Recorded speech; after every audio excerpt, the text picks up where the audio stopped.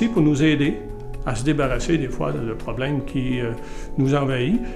Comme je dis souvent quand j'interviens auprès des personnes en difficulté, ce qui se passe dans notre tête, des fois, là, on se met à varloper.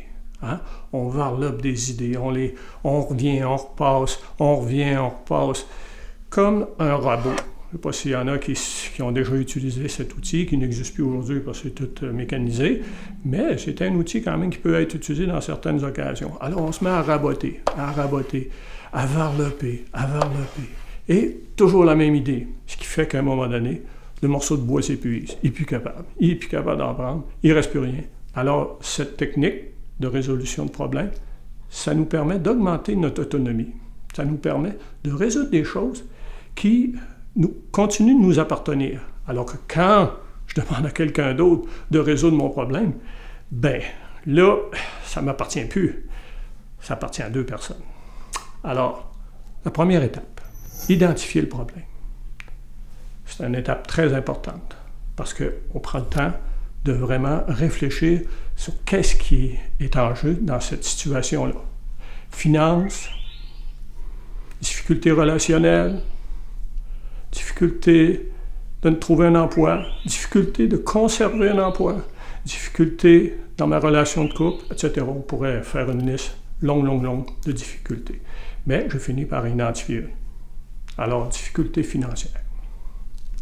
Première étape. On a donc identifié le problème. Deuxième étape, on va générer des solutions.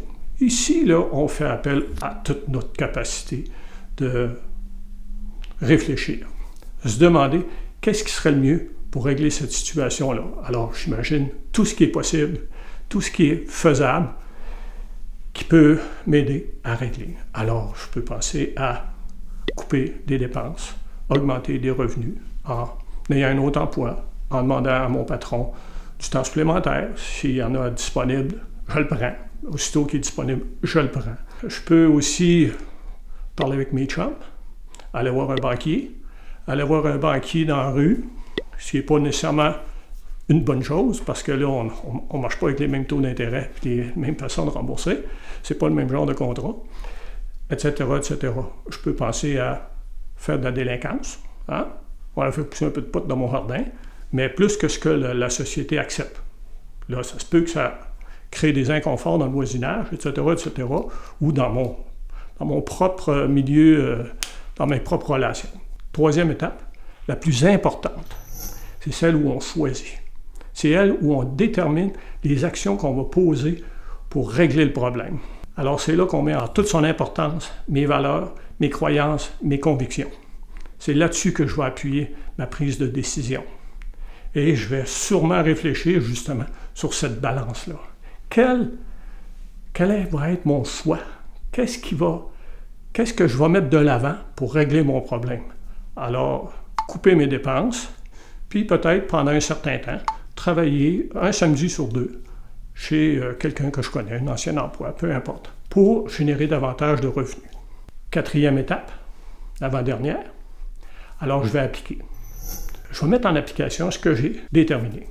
Alors ici, c'est la même chose que quand vous allez sur votre téléphone, puis vous décidez de mettre une application de plus dans votre téléphone. Bien, vous avez regardé toutes sortes d'étapes et vous avez été choisir l'application de votre choix pour intégrer à votre téléphone, pour avoir un outil de plus, pour être encore plus efficace dans l'utilisation de votre matériel. La cinquième, c'est évaluer. Déterminer au bout d'un certain temps, généralement assez court.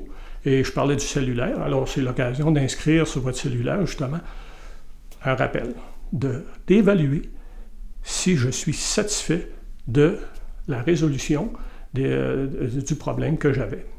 Alors, je me donne un certain temps, j'examine et je détermine si c'est satisfaisant. Si je ne le suis pas, je recommence. Je recommence le processus, je recommence à identifier le problème et je refais l'exercice. À force de le pratiquer, ça va devenir un geste naturel, comme un joueur de baseball qui lance devant une balle, comme un joueur de hockey qui lance la rondelle en haut du filet, pas en bas, parce qu'il sait qu'il y a plein de pads qui traînent, fait qu'il lance en haut du filet. Alors ça devient un réflexe, ça devient un automatisme, mais plus on l'utilise, moins on va avoir de problèmes justement, parce que, au lieu d'en générer, on va les résoudre. Parce que le danger avec les problèmes, c'est que des fois, on ne prend pas le temps de réfléchir et on génère un problème par un autre. Comme je donnais l'exemple tout à l'heure, si je me mets à commettre des comportements non conformes, ben à ce moment-là, je risque d'avoir des problèmes, soit avec mon entourage, soit avec la police, soit avec la justice, etc., etc. Et voilà pour la résolution de problèmes.